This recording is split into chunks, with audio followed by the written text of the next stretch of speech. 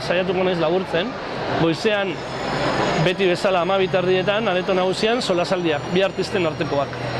Saiatzen gara lurraldetasunan oreka bat bilatzen, ez izatearenak, lurraldetasun oreka bat bilatzen, saiatzen gara oreka bat bilatzen genero aldetik, disiplina anitzeko jendea izatea, ez izatea denak idazle edo musikari, saiatzen gara adinetan ere kontutan hartzen, eta gero saiatzen gara intuizio, saber feeling ona eduki dezaketen, nortzuk egin dezaketen bikote polit bat, aman komunean zerbait bilatzen diegu, abia puntu lez, da gero hortik aurrera botatzen ditugu. Alde batetik, Sustraiko Lina bertsolaria, eta beste alde batetik Sustraiko Lina bertsolaria eta Garbine Ubeda idazlea. Garbine Euskal Idazleen Elkarteko lehendakaria da. Kazetaritza lanak egin dituzte biak. Bata Ipar Euskal Herrikoa da hegoaldean bizi dana eta Hego Euskal Herrikoa iparraldean bizi dana. Eta hortik abiatuta, Nekane Zinkunegiren laguntzarekin egingo dute aurrera. Eta gauza bera, larun batean, kaso honetan Maia Errotabere, Baxi Nafar musikari gaztea, eta Ander Lipuz, Eskarmento handiko antzarkigile bizkaitara. Kaso honetan Maia Muruaga Euskal Irratietako zatariak gidari lanak egingo ditu. Bi hauek apostu bat egin dute profesionalizaziorako edo, Lipuz aspaldia dira, antzarki egiten euskara hutsez, eta Maiak abesten du Euskal sustraidun musika, folketik eta abiatu da, abez batzetatik, baina gaur egun dabil musika beltza, bluesa eta funkia eta gehiago lantzen, ez bakarrik euskaraz. Profesionalizazioa esaten duguna, noski ez da bakarrik holtza gainekoa, irakasle ere badira, polita izango delakoan, eta arratsaldean mai inguruak. Eta hemen alderantziz hasiko naiz, lehenengoz larun batekoa, azkena, egingo duguna, izango da, kezka handia ikusten da Euskal Kultur ekosistema honetan transmisioari buruzkoa, transmisioa maila guztietan, Davidekin hasi eta eskolan ere.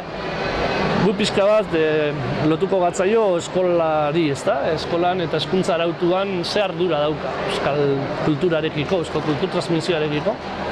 Katxalin Minerrek egingo ditu gidari lanak, kontutan hartu behar da Durangoko azokan dela, ordan ez dira espezializazio edo adituentzako kontu bat, Hemen Euskal Herri guztietako jendea etortzen da, eta interes jakin-minak neurri diferenteetan, ordan denontzako interesgarri egite aldera, alde batetik etorriko da Mikel Artola, bertsozale elkartetik, eta bera bertsolariak nik uste dut hor dela eskarmentu gehien daramatenak, oso lan potentea egin dute, bertsoskoletan eta eskola sartuta daude hezkuntza arautuan, Crespanago.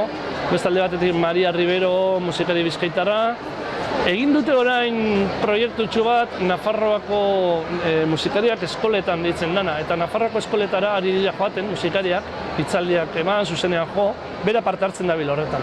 Emango digu lekukotza hori, beste alde batetik Idatxe Arretolaza, literatur kritikaria eta unibertsitateko irakaslea da, eta hausnarketa asko hausnartu du gai honen inguruan, elkarrizketa interesgarriak eman ditu, eta mai horretako laugarren hanka izango da Peio Ulasia, Deustuko magisteritza eskolan, bera da arte ederretan doktorea.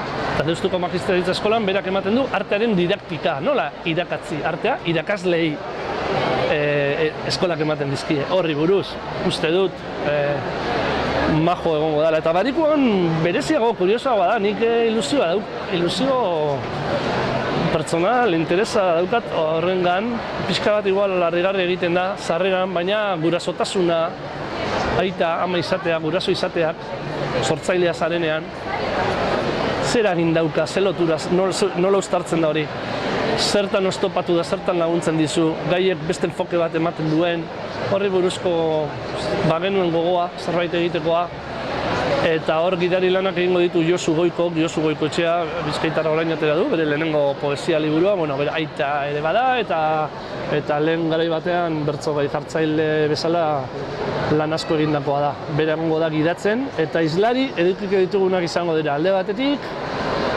Katixi Agirre, lehen urtean parte hartu zuen, solas batean orduan aurten ezen, nion berriro deituko, saiatzen gara artista ezberdina, baina justu, horako main inguru bat egin da, apropos deitu behar genuen, justo idatzi duelako Amek ez dute izeneko novela bat, gaia bete-betean lantzen duena, egongo da baita Birkit, arabar musikari bat bilbotartua dagoena, eta eten bat egin zuena bere musiki bilbidean, ama izateko, horretaz idatzi edo mintzatu izan da bere kantuetan, Eta beste alde batetik Lander Garro, artista polifazetikoa, eta gainera, kasu honetan, etxean sortzaileak oso etxe sortzailea da, guraso ere badira, eta horren inguruko irakurri izan dizkiot aipamenak, eta elkarrizketetan, txibetan, eta gauza askotan.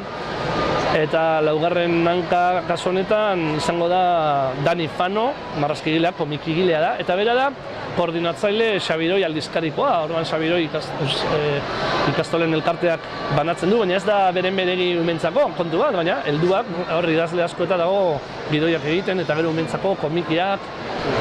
Nik uste dut oso ekipo polita elkartu dela eta interesgarriak izango dira, asko ikasten da, eta parte hartzeko aukera du agertzen denak, beraz, gura badozue, badakizue non gauden.